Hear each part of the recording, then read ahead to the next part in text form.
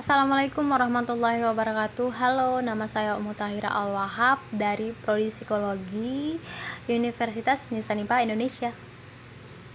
Di sini kita akan belajar mengenai alat-alat tes psikologi. Nah, di sini ada definisi menurut Anastasi dan Urbina pada tahun 2007, tes merupakan alat ukur yang objektif dan dibakukan atas sampel perilaku tertentu. Sedangkan menurut Neuwerk dan Veuzet pada tahun 2010, tes adalah seperangkat teknik asesmen yang menghasilkan skor tertentu berdasarkan pengolahan berbagai data.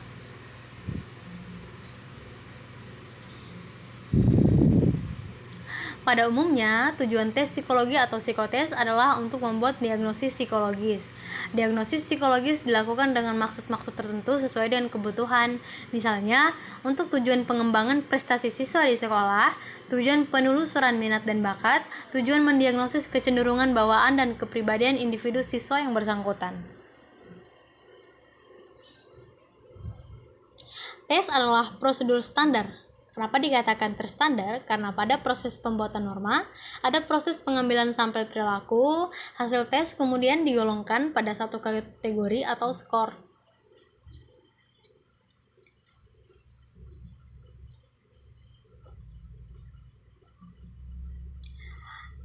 Nah, di sini ada prosedur awal dalam melaksanakan tes psikologi. Yang pertama, identifikasi klien. Kedua, merumuskan masalah. Ketiga, melakukan autoanamnesa dan aloanamnesa. Yang keempat, melakukan diagnosis. Yang kelima, melakukan wawancara. Yang keenam, melaksanakan tes yang diperlukan. Yang ketujuh, melakukan diagnosis dan treatment. Dan yang terakhir, mengevaluasi. Klasifikasi tes psikologi. Nah, yang pertama ditinjau dari segi aspek mental individu yang dites, ada tes intelijensi, tes bakat, tes prestasi belajar, tes kepribadian seperti tes Rorschach, Wartek, dan sebagainya.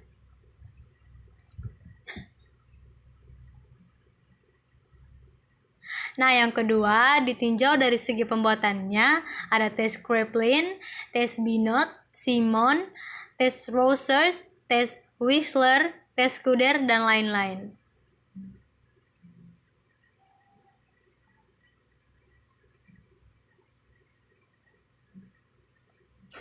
Nah, jika ditinjau dari banyaknya peserta yang mengikuti, ada tes individual.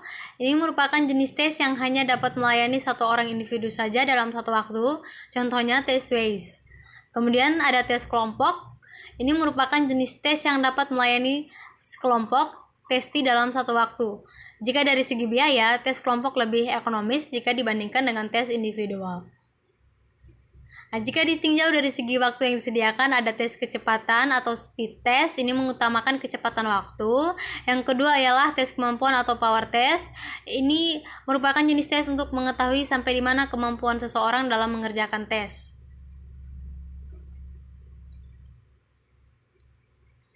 Jika ditinjau dari segi materi tes, yang pertama ialah tes verbal. Ini merupakan tes yang menggunakan bahasa, baik bahasa lisan maupun bahasa tulisan. Yang kemudian ada tes nonverbal, merupakan tes yang item-itemnya tidak terdiri dari bahasa, akan tetapi terdiri dari gambar-gambar, garis-garis.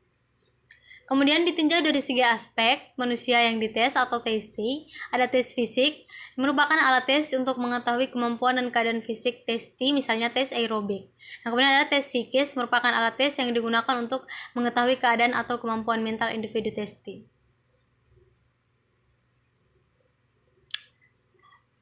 Berikut adalah permasalahan-permasalahan yang ada dalam tes psikologi. Yang pertama, alat tes psikologi di pasaran atau yang belum terstandarisir. Yang berikut ialah ruang konsultasi dan perlengkapannya. Yang berikut ada administrasi dan filling system. Ada juga kode etik. Yang berikut adalah anggapan tes psikologi sebagai sesuatu yang menakutkan, karena tak jarang orang menjadi gelisah karena harus menjalani tes psikologi. Berikut yang terakhir, banyak orang yang merasa sangat kecewa dan takut akan hasil tes psikologi karena dari tes psikologi dapat mengetahui lulus atau tidaknya siswa sesuai dengan jurusan yang diminati.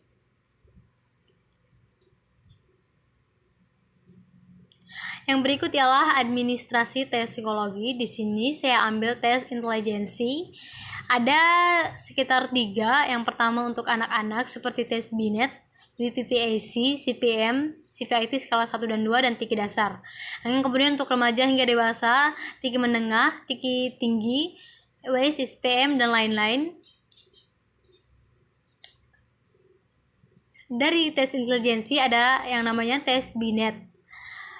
Ada administrasi tes Binet, diantara lain adalah yang pertama mengucapkan terima kasih, yang kedua menjelaskan tujuan pemeriksaan psikologis, yang ketiga menjelaskan prosedur pemeriksaan, yang keempat penjelasan tentang alat yang akan digunakan, yang kelima prosedur izin ke belakang, yang keenam menanyakan kesiapan testi, yang ketujuh etika hasil, yang kedelapan mengecek alat-alat yang akan digunakan, yang kesembilan melaksanakan tes Binet, yang kesepuluh melakukan scoring tes Binet, dan yang terakhir membuat laporan. Nah, sekian ya. Hanya itu saja yang dapat saya sampaikan mengenai alat-alat tes. Semoga bermanfaat untuk kita semua. Terima kasih. Thanks for watching.